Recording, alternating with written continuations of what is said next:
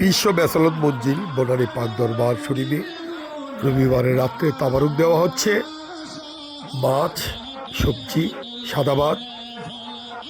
যারা জাকের পানির কেন্দ্রীয় কার্যালয়ে বিশ্ব ব্যাসালত মঞ্জিলের নিরাপত্তার দায়িত্বে আছে, বাড়ির কর্মী, দপ্তরিক লোক, আমি সবাইকে জানাই লাল গোলাপ শুভেচ্ছা।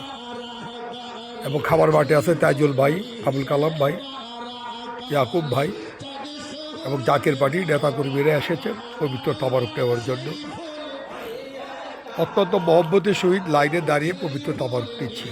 আমি জাকের পার্টি পার্বত্য চট্টগ্রাম সাংগঠনিক বিভাগের পক্ষ থেকে সকল সংগ্রামী শ্রমজীবী মেহনতি মানুষ জাকের পার্টির ফয়সল সারাদেরকে জানাই সংগ্রামী সালাম, শুভেচ্ছা, অভিনন্দন।